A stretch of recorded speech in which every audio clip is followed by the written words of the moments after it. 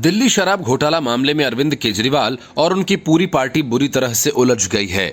मनीष सिसोदिया और उसके बाद संजय सिंह की गिरफ्तारी ने आम आदमी पार्टी की जड़ें हिलाकर रख दी हैं। अरविंद केजरीवाल मुश्किल में हैं और इससे बचने का तरीका खोजने वाली उनकी विशाल लीगल टीम दिन रात काम कर रही है। इसके लिए अरविंद केजरीवाल ने पूरा खजाना खोल रखा है, क्योंकि अगर मनीष सिसोदिया और संजय सिंह नहीं बच पाए तो पार्टी तबाह हो सकती है, क्योंकि घोटाले का माल आम आदमी पार्टी के पास ही गया है और जांच एजेंसीज का शिकंजा अरविंद केजरीवाल पर कसता जा रहा है। माना यह जा रहा है कि अब तक अरविंद केजरीवाल वकीलों पर 60 करोड़ से ज्यादा की रकम फूंक चुके हैं और न जाने कितने करोड़ और लगाने पड़ेंगे। वजह ये कि पर्दे पर जितने बड़े वकील दिख रहे हैं उससे ज्यादा वकील पर्दे के पीछे हैं, जो मोटी रकम वसूल कर अपनी राय दे रहे हैं। यही वजह है कि बीजेपी ने कहा कि शराब घोटाला मामले में राज्यसभा सांसद संजय सिंह की गिरफ्तारी के बाद नेतृत्व घबराया हुआ है और वो उन्हें बचाने के लिए काफी पैसा खर्च कर रहा है। इस बेहद हाई प्रोफाइल मामले में प्रवर्तन निदेशालय ने दूसरी बड़ी गिरफ्तारी की। मनीष सिसोदिया के बाद ईडी ने शराब घोटाला मामले से जुड़े केस में संजय सिंह को गिरफ्तार कर लिया, जिसे अदालत ने ईडी के रिमांड पर भेज दिया है।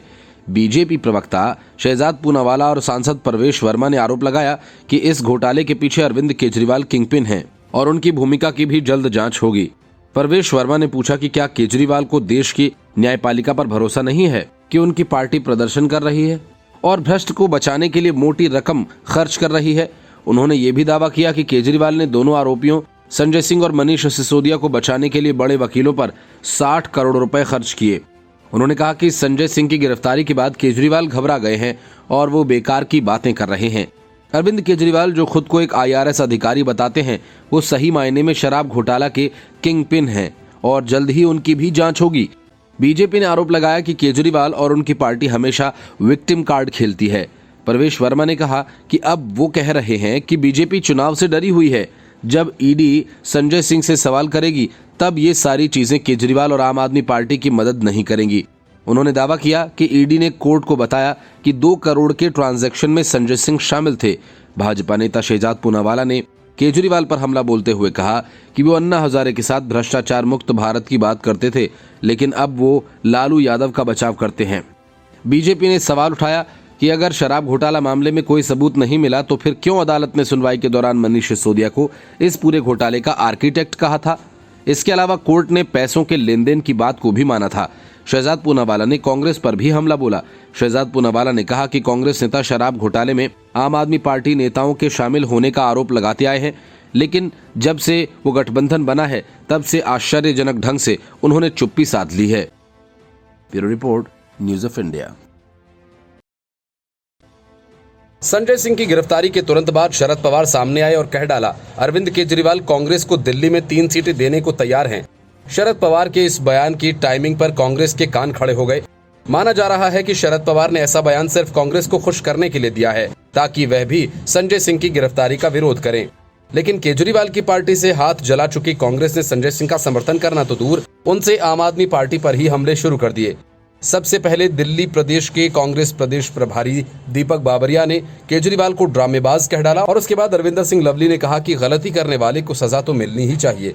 लेकिन अब तो केसी वेणुगोपाल ने कांग्रेस की तरफ से आधिकारिक बयान देकर केजरीवाल की उम्मीदों पर पानी फेर दिया। कांग्रेस ने 2-2 कह डाला कि आप भी पंजाब में यही कर रहे हो। कांग्रेस का कहना था कि वो राजनीतिक दुर्भावना के लिए सरकारी एजेंसी के इस्तेमाल को खारिज करती है, लेकिन आम आदमी पार्टी शासित पंजाब में कांग्रेस के नेता सुखपाल खेरा और OP सोनी की गिरफ्तारी का विरोध करती है। कांग्रेस महासचिव केसी वेणुगोपाल ने कहा कि पार्टी संविधान की सीमाओं के भीतर काम करने वाली अथॉरिटी के साथ खड़ी है। उन्होंने इस बात पर जोर दिया कि हम वो नहीं बन सकते हैं जिसका हम खुद विरोध करते हैं। इस बयान को पंजाब सरकार से जोड़कर देखा जा रहा है, जहां हाल में दोनों कांग्रेस नेताओं के खिलाफ कार्रवाई की गई है। पंजाब पुलिस ने कुछ दिन पहले ही ड्रग्स के मामले में सुखपाल खेरा को गिरफ्तार किया, जिसके बाद कांग्रेस और आप के बीच राजनीतिक तनाव पैदा हो गया।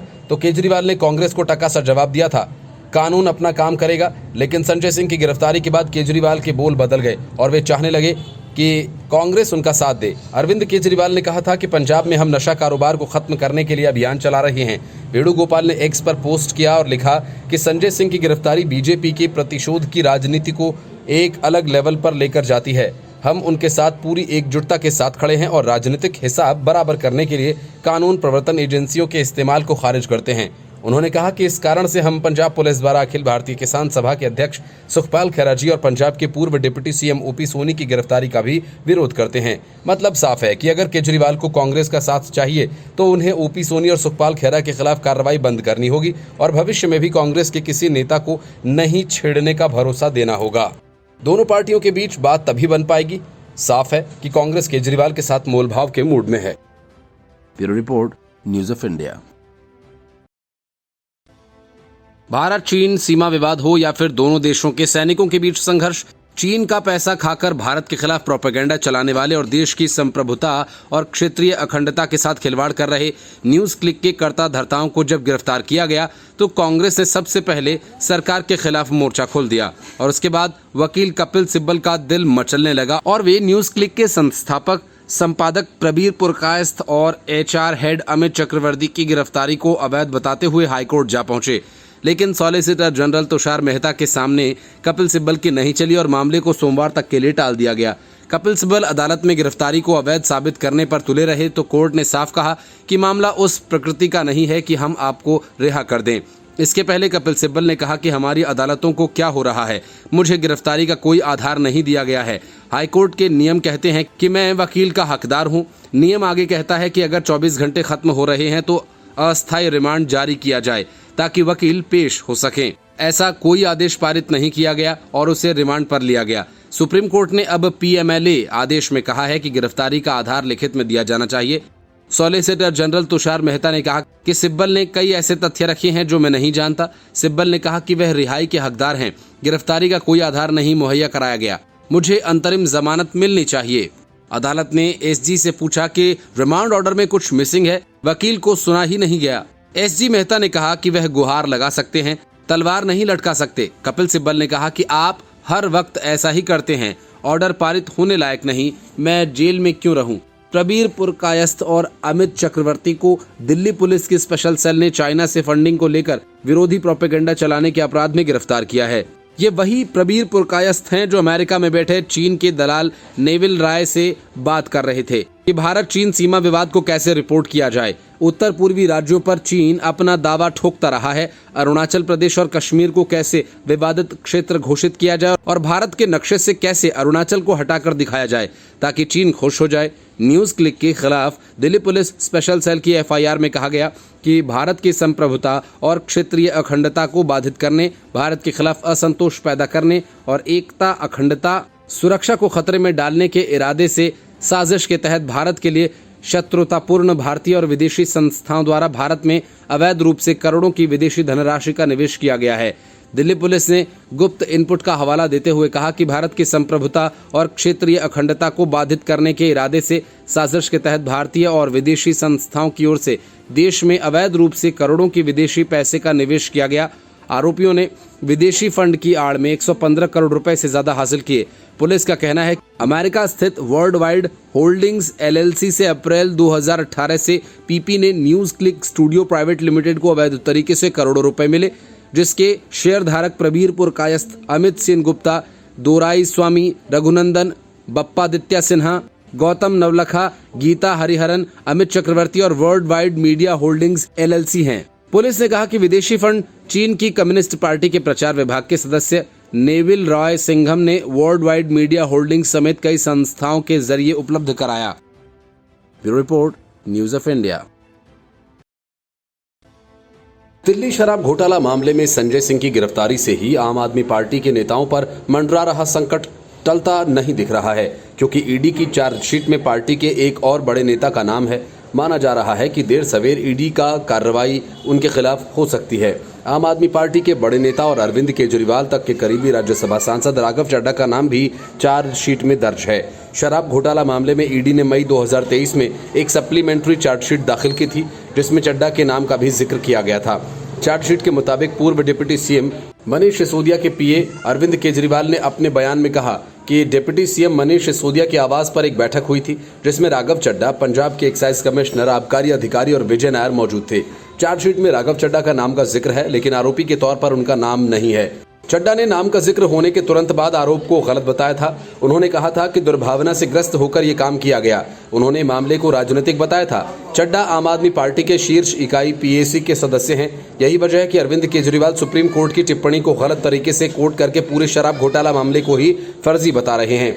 आम आदमी पार्टी के दिल्ली अध्यक्ष गोपाल राय का कहना है कि बीजेपी चाहती है कि विपक्ष के बड़े नेताओं को चुनाव से पहले जेल में बंद करके चुनाव को जीत लिया जाए। राय का कहना है कि विपक्ष के नेताओं को जेल में बंद करने से भी बीजेपी अपनी जमानत नहीं बचा पाएगी। आम आदमी पार्टी के राज्यसभा सांसद संजय सिंह की गिरफ्तारी के बाद ईडी की कार्रवाई सवालों के घेरे में है। विपक्षी गठबंधन के नेताओं का आरोप है कि विपक्ष के बड़े नेताओं को लोकसभा चुनाव से पहले जानबूझकर निशाना बनाया जा रहा है ताकि चुनाव में इसका फायदा लिया जा सके।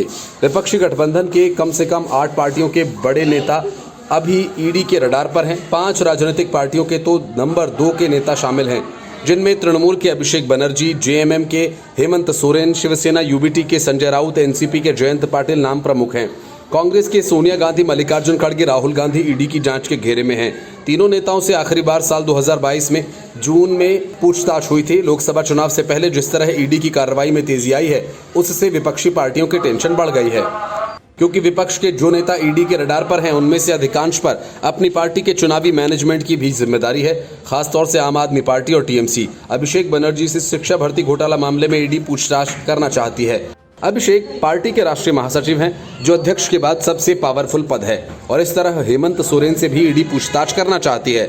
सोरेन जेएमएम के कार्यकारी अध्यक्ष के साथ साथ झारखंड के मुख्यमंत्री भी हैं। शिवसेना यूबीटी में उद्धव ठाकरे के बाद संजय राउत काफी मजबूत हैं, लेकिन वे अभी जमानत पर चल रहे हैं। विपक्ष के कई नेताओं का कहना है कि चुनाव से पहले इसलिए ईडी गिरफ्तार कर रही है ताकि चुनाव तक जमानत न मिल पाए। जम्मू कश्मीर के पूर्व सीएम महबूबा मुफ्ती ने कहा था कि बीजेपी विपक्षी पार्टियों के नेताओं को अगले लोकसभा चुनाव से पहले गिरफ्तार करना चाहती है। भाजपा चुनाव में सबके लिए एक समान स्थिति नहीं रहने देना चाहती। Bureau report, news of India.